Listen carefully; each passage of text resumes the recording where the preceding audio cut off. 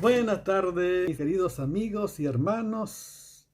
Nuevamente estoy con ustedes para compartir la maravillosa palabra de nuestro Dios.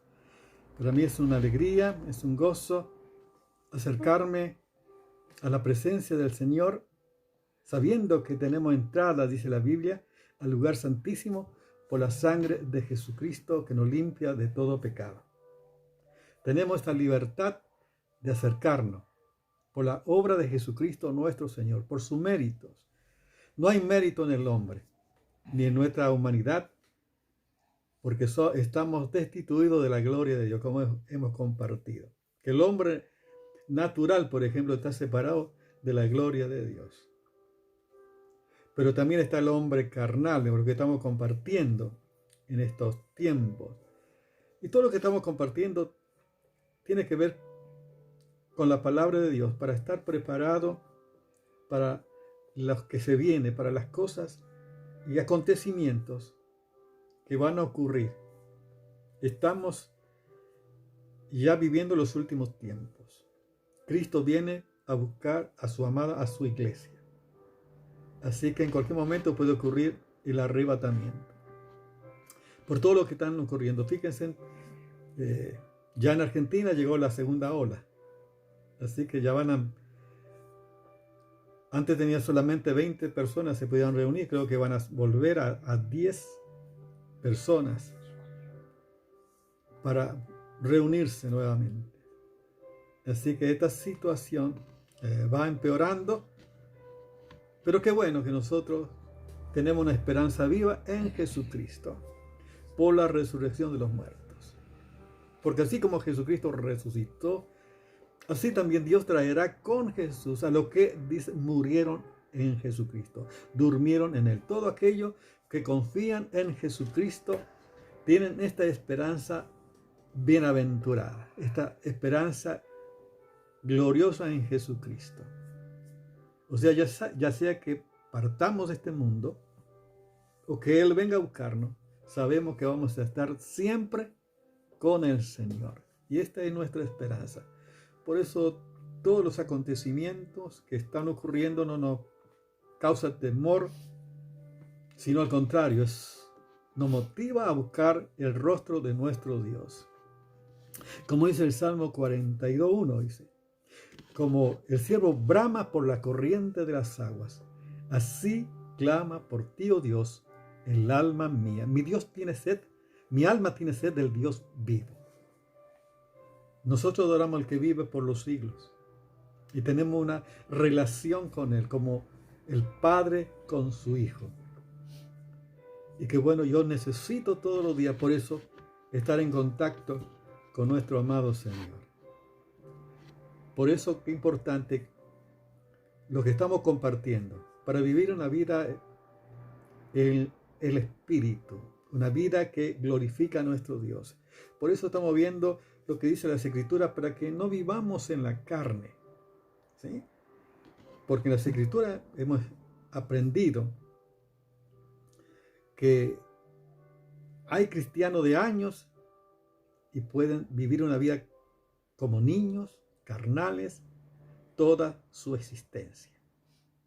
Porque, por supuesto, cuando uno tiene una vida carnal, hay pecados, y cuando no hay reconciliación, hay estancamiento y siempre están en el mismo nivel. Nunca crecen en la vida espiritual. Por eso es que es importante la reconciliación, el perdón, la restauración, el amor que debe haber. Por eso es importante. Por eso fíjense que Dios nos perdonó a nosotros, si aún siendo nosotros pecadores, enemigos de Dios, Él nos reconcilió. Por eso tenemos paz para con Dios, por medio de nuestro Señor Jesucristo. Y vamos a seguir compartiendo de lo que dice la palabra de Dios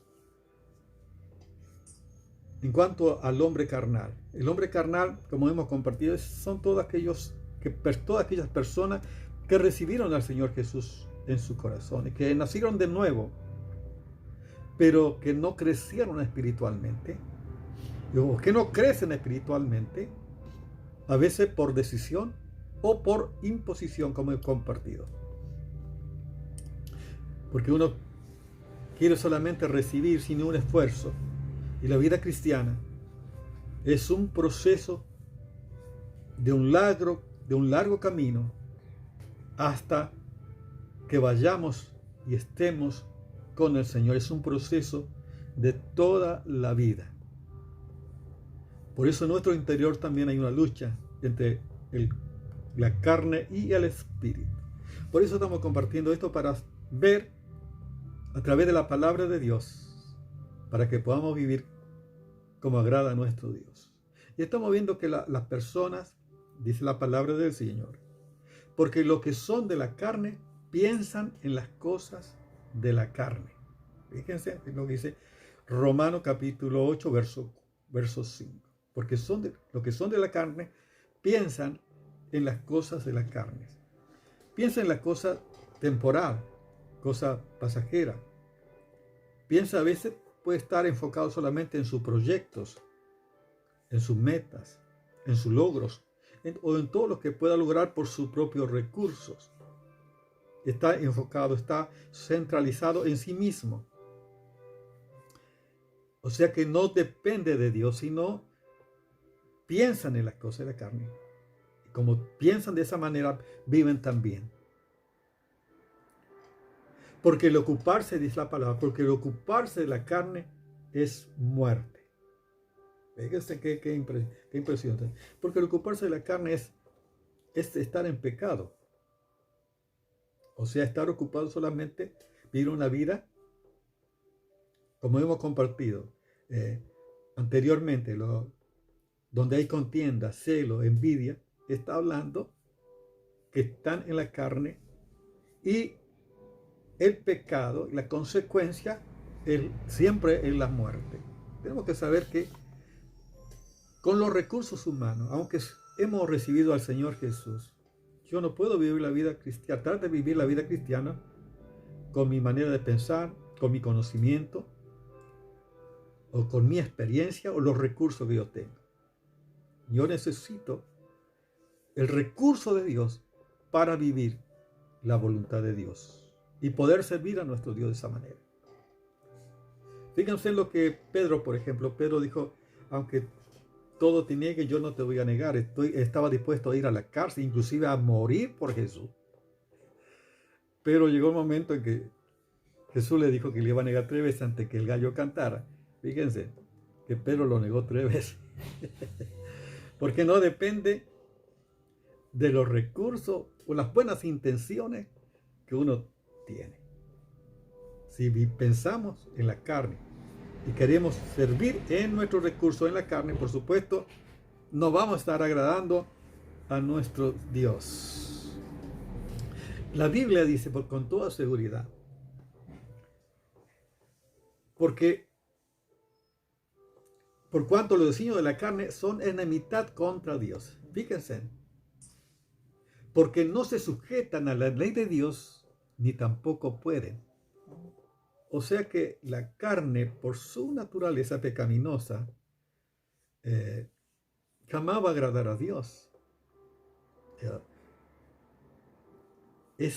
No se sujeta, ni tampoco pueden. Porque no depende de la carne, de mi pensamiento, de mis recursos, para agradar a Dios y estar en los caminos de Dios. Es imposible. Por eso los que viven según la carne no pueden agradar a Dios. Los que viven en la carne no pueden agradar a Dios. Hay cristianos que pueden ir a la iglesia, pueden orar, pueden cantar, pero en su vida interior, si hay pecado, si hay disensiones, si hay celos, si hay envidia, entonces estamos en esa condición. Por supuesto, ¿cómo vamos a agradar a Dios de esa manera? Estamos haciendo todo lo contrario a la voluntad del Señor. Por eso, qué importante. Como dice la palabra, que uno debe tratar a los demás como superiores a uno mismo, ¿no?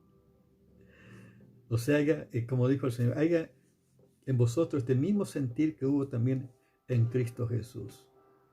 El que se despojó, siendo en forma de Dios, no estimó a qué aferrarse, sino que se despojó. Y estando, dice, en la condición de hombre, se humilló a sí mismo, siendo obediente hasta la muerte y muerte de cruz. Por lo cual también Dios lo exaltó hasta lo sumo y le dio un nombre que es sobre todo nombre, para que en el nombre de Jesús se doblen todas rodillas de los que están en los cielos, en la tierra y debajo de la tierra. Y toda lengua confiese que Jesucristo es el Señor, para gloria de Dios Padre. O sea que debemos tener ese mismo sentir que hubo en Cristo Jesús. Fíjense que en el Señor Jesús se manifestó, Él vino a reconciliar al hombre con Dios, no tomándoles en cuenta a los hombres su pecado. Por eso Jesús murió en la cruz del Calvario. Que en esta semana estamos recordando justamente el sacrificio de Jesucristo por toda la humanidad y el alcance infinito que tiene para salvación. Por eso nosotros debemos vivir una vida que agrade al Señor. Amén. Fíjense lo que dice la palabra en Santiago capítulo 4, del 1 al 4, dice la palabra del Señor.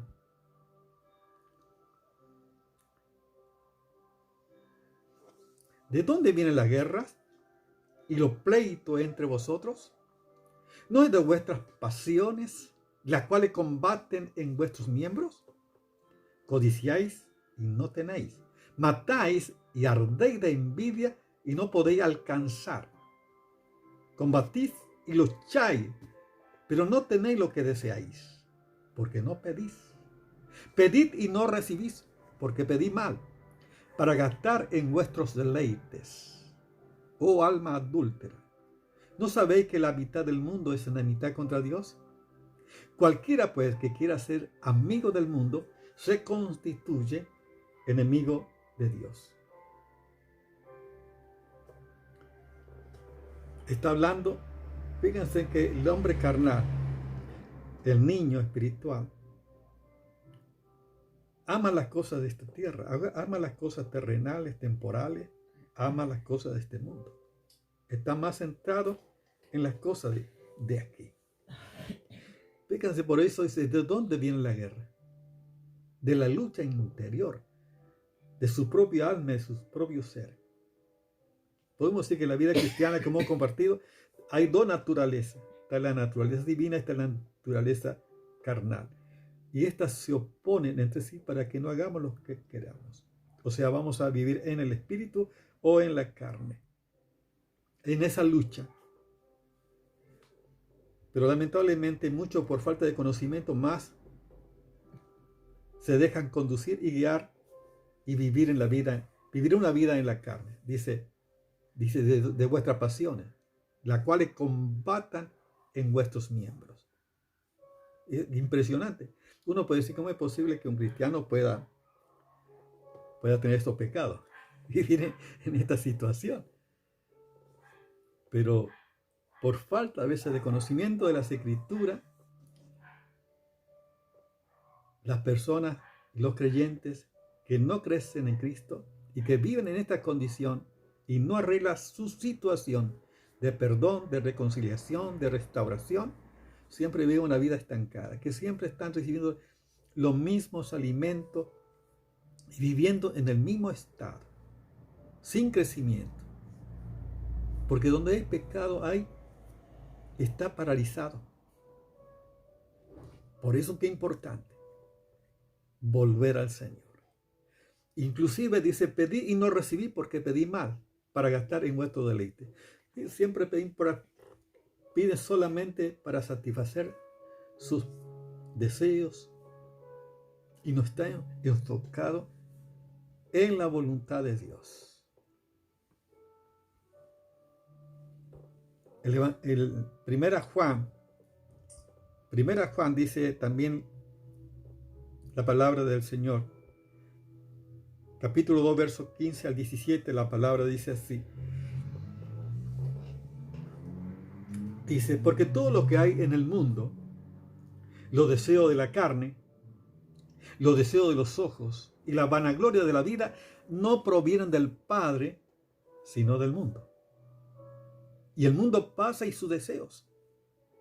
Pero el que hace la voluntad de Dios permanece para siempre. Fíjense qué maravilla, qué palabra maravillosa. Tiene por eso que ver con nuestra decisión diaria. Uno decide vivir en la carne o vivir en el espíritu. Es una decisión. O sea que Dios nos da esa libertad, tenemos libre albedrío, aunque seamos hijos de Dios, podemos amar a Dios, podemos obedecer, guardar sus mandamientos, como evidencia de que amamos a Dios, pero también podemos decidir vivir una vida estancada, mediocre, no obedeciendo a Dios, no perdonando, guardando rencor. O alguno dice, bueno, yo le perdoné, bueno, oró a Dios probablemente, pero no solucionó su problema con el ofendido. Como dice la palabra, si trae tu ofrenda y te acuerdas que algún hermano tiene algo contra ti, deja tu ofrenda, ve y reconcíliate primero. Luego presenta tu ofrenda. O sea, nada en lo que haga tiene valor si no hay restauración, si no hay perdón, no hay reconciliación. O sea que está condicionada tu vida espiritual o tu vida carnal por la falta de perdón. Por eso qué importante el perdón. Por eso el perdón también tiene que ver con la restitución. O sea, no solamente decir perdón, sino uno tiene que restituir. Porque fíjense en la cosa del mundo, los deseos de la carne, ¿viste? Porque todas las que hay en el mundo, dicen, los deseos de la carne. Lo que hay en el mundo es el deseo de la carne. Si uno ama al mundo, está viviendo conforme al príncipe de la potestad del aire, del espíritu que opera en los hijos de desobediencia. O sea, el deseo de la carne, el deseo de los ojos. Y la vanagloria de la vida no proviene del Padre, sino del mundo. Y el mundo pasa y su deseo, pero el que hace la voluntad de Dios permanece para siempre. Podemos ver que el deseo de la carne y el deseo de los ojos y la vanagloria de la vida, estos fueron las tentaciones que tuvo Adán en el principio, y también como el enemigo nuevamente y tentó a Jesús usando también el deseo de la carne, el deseo de los ojos y la vanagloria de la vida. Si ustedes leen, por ejemplo, Lucas capítulo 4, Mateo capítulo 4, van a ver la misma astucia. El enemigo opera en los niños espirituales, en el hombre carnal.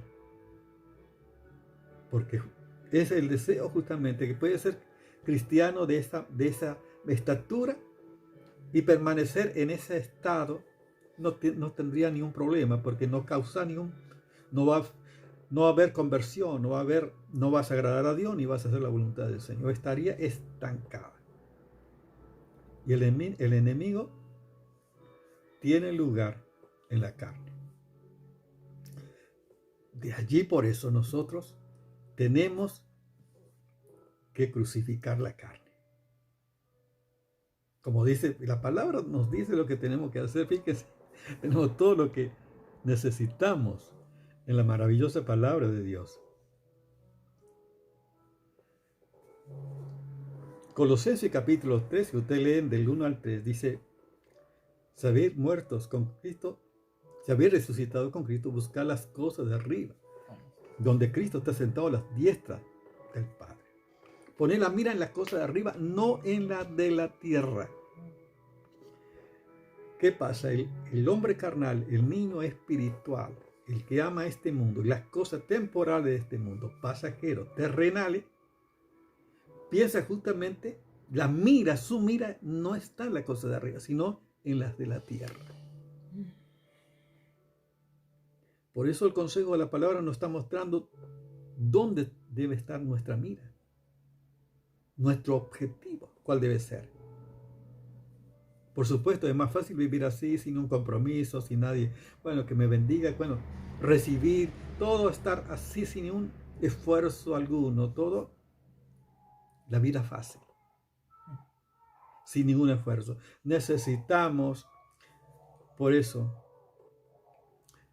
poner la mira en Jesucristo nuestro Señor. ¿Qué tenemos que hacer? para vivir una vida diferente, para vivir una vida que agrada a Dios. Necesitamos entregarnos totalmente al Señor, que Él controle nuestro ser. Romanos capítulo 8, la palabra de Dios nos dice, verso 13, capítulo 8, verso 13, dice, porque si viví conforme a la carne, moriréis. Fíjese, si uno vive en ese estado, moriréis. O sea que te apartás de Dios, te apartás de las bendiciones de Dios, te apartás de poder ser útil en la mano de Dios, de poder servir al Señor como Dios desea que lo hagas. Pero dice, si por el Espíritu hacéis morir las obras de la carne viviréis. Tenemos que hacer morir las obras de la carne para vivir. ¿Qué significa eso? Morir significa apartarse, separarme. Por eso yo necesito reconocer mi condición, reconozco mi vida, que no estoy viviendo en sintonía con Dios. Necesito del Señor, necesito volver a Dios. Y es importante, por eso, buscar al Señor de todo corazón. Yo tengo sed de Dios. Como he compartido este versículo de Salmo 42, verso 1. Como el ciervo brama por las corrientes de las aguas, así clama, oh Dios, por ti, el alma mía. Mi alma tiene sed, sed del Dios vivo. Yo necesito de Dios todos los días. Por eso que es importante que yo quiero decirte lo que yo hago todos los días. Yo necesito del Señor. Yo vengo delante del Señor y me pongo en las manos del Señor para que Dios siga trabajando conmigo. Que no sea mi carne. Inclusive yo le digo al Señor, como el Señor dijo, mis pensamientos no son vuestros pensamientos, ni mi camino vuestros caminos. Y yo digo, Señor, que no sean mis pensamientos ni mis caminos, sino tus caminos que son eternos. Necesito, Señor, que tú me corrijas, que tú me instruyas, que tú me disciplines. Necesito que tú me guíes, Señor, a toda verdad. Fíjese qué maravilla la palabra maravillosa del Señor. El hacer, Dios mío, tu voluntad me agrada y tu ley está en medio de mi corazón. Yo te necesito, Señor, y yo me entrego en tu mano para que obre en todo mi ser tu voluntad. Señor, para que tú produzcas en mí el querer como el hacer por tu buena voluntad. Es dejar que Dios comience a operar en todo tu ser. Que Dios te guíe, que Dios te corrija, que Dios te instruya. Yo necesito.